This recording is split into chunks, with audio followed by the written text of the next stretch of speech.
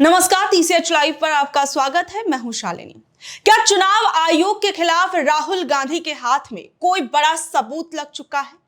क्योंकि पिछले कुछ दिनों से राहुल गांधी लगातार एक के बाद एक कई आरोप चुनाव आयोग पर लगा रहे हैं और कल ही चुनाव आयोग पर एक सम्मेलन में राहुल गांधी ने फिर बड़े आरोप लगाए और यहां तक कि उन्होंने ये तक कह दिया कि अगर चुनाव आयोग धांधली ना करता तो 10 से 15 सीटों पर बीजेपी हारती और प्रधानमंत्री नरेंद्र मोदी प्रधानमंत्री तक ना बन पाते। और इस बीच में लगातार कांग्रेस पार्टी से और राहुल गांधी से यह भी पूछा जा रहा है कि आखिर में कांग्रेस पार्टी वो कौन सा खुलासा करने वाली है जिसके बाद चुनाव आयोग परेशानी में पड़ सकता है।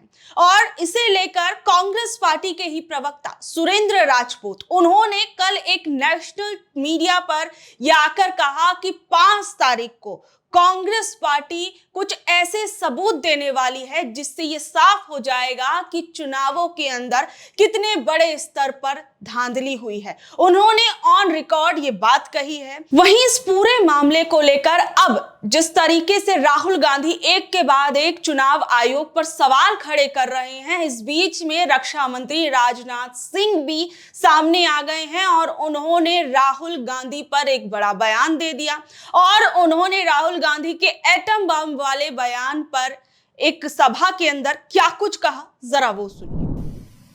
राहुल जी कहते हैं कि चुनाव आयोग वोट चोरी कर रहा है, सीधे सीधे आरोप लगाया है।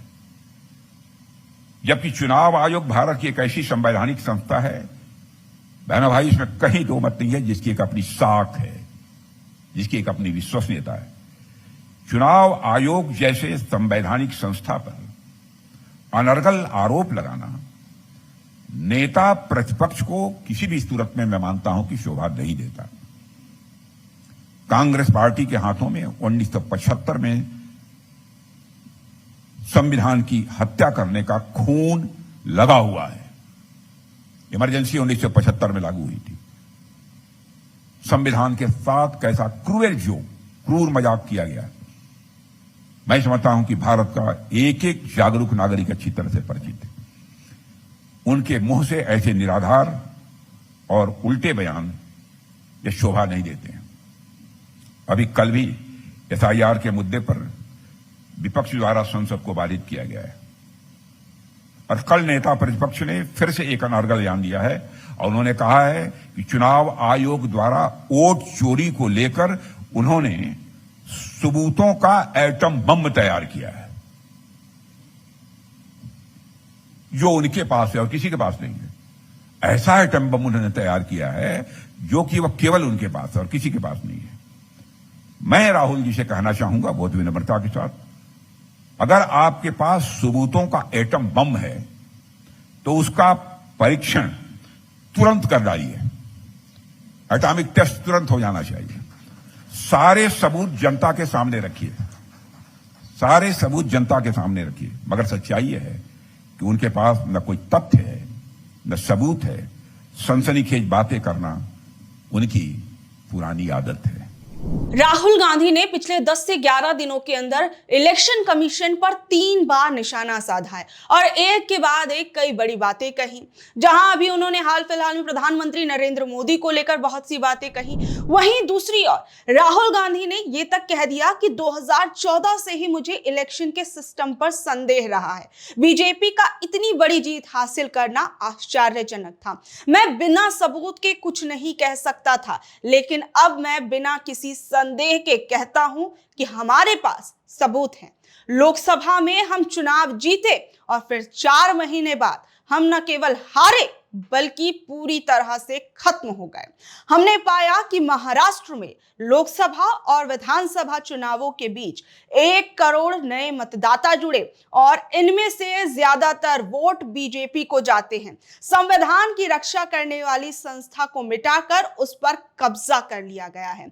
हमारे पास ऐसे सबूत हैं जो पूरे देश को दिखा देंगे कि चुनाव आयोग जैसी संस्था का कोई अस्तित्व ही नहीं है, ये गायब हो गई है। चुनाव आयोग जैसी संस्था ठीक से काम नहीं करती। और आपको ये जानकर हैरानी होगी कि चुनाव आयोग जो दस्तावेज उपलब्ध कराता है उन्हें स्कैन या कॉपी नहीं किया जा सकता। चुनाव आयोग मतदाता सूची पर स्कैन और कॉपी प्रोटेक्शन क्यों लागू करता है? तो जहां अभी हाल फिलहाल में चुनाव आयोग पर तो कई सवाल उठ ही रहे हैं, वहीं दूसरी ओर बिहार के अंदर जिस तरीके से एसआईआर की लिस्ट सामने आई है उसके अंदर भी बिहार में देखा जा रहा है कि लोगों के नाम किस तरीके से गलत दिए गए हैं और किस तरीके से बिहार के अंदर भी अब विपक्ष जो है एक के बाद एक कई बड़े आरोप लगा रहा है। सोशल मीडिया पर भी ये एसआईआर लिस्ट की कुछ छोटी छोटी पोस्ट जो है वो वायरल हो रही हैं। इसमें एक निर्वाचक का नाम जो है वो मधु कुमारी लिखा गया है और पति का नाम उनका हस्बैंड लिख दिया गया है। सोचिए किस तरीके की धांधली बिहार चुनाव से पहले इस एसआईआर की लिस्ट में देखने को मिल रही है।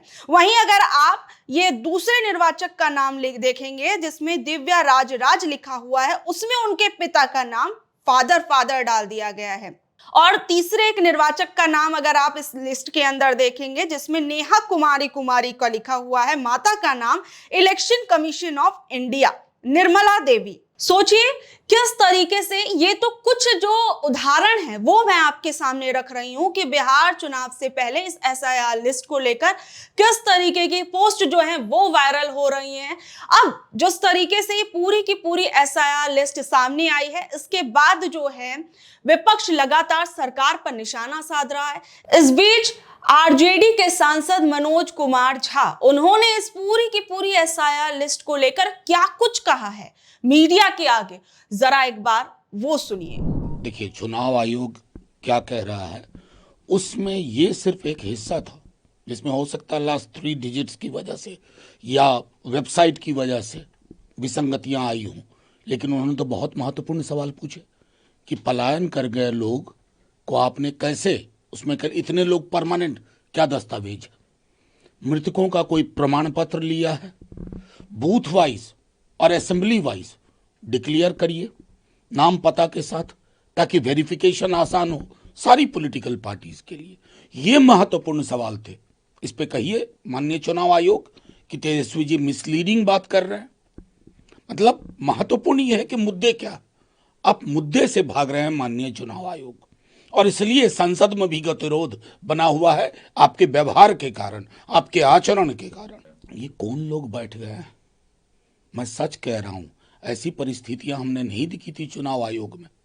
वो जो कहते हैं ना, कहावत है फलाने के हाथ में नारियल, ये उस तरह की चीज हो गई है।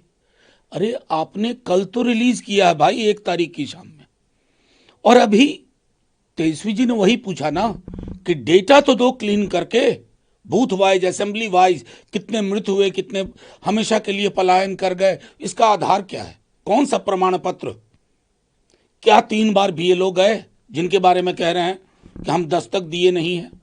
ये सारी चीजें चाहिए ना, बूथ वाइज विथ डिटेल्स।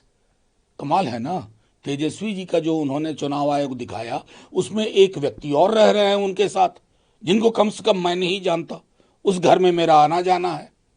तो ये विसंगतियां अगर इस स्केल पे हैं तो आप अंदाजा कीजिए अररिया के गांव में, दरभंगा के किसी गांव में, समस्तीपुर के किसी गांव में कितना कोहराम मच रहा होगा। ये महत्वपूर्ण है, इसका जवाब नहीं है। इसलिए मैंने कहा ना कि ऐसे लोग जाके बैठ गए हैं जिनके लिए है फलाने के हाथ में नारियल। तो अब आपने देखा कि किस तरीके से इस पूरी की पूरी एसआईआर प्रोसेस पर लगातार विपक्ष जो है वो सवाल उठा रहा है। ये कहा जा रहा है कि कई जगहों पर उस जगह मतदाताओं के नाम काटे गए जहां पर इंडिया गठबंधन का वोट बैंक जो था वो ज्यादा था, या फिर कई जगहों पर मुस्लिम मतदाताओं के नाम जो है वो ज्यादातर काटे गए हैं, तो कहीं पर महिलाओं के नाम जो है वो ज्यादातर काटे गए हैं। और इसको लेकर तमाम रिपोर्ट्स जो है इस वक्त सामने आ रही हैं। बहरहाल आप लोगों का इस बारे में क्या कुछ कहना है नीचे दिए गए कमेंट बॉक्स में जरूर बताइएगा, और ऐसी अपडेट से जुड़े रहने के लिए देखते रहिए TCH लाइव। मैं हूं शालिनी।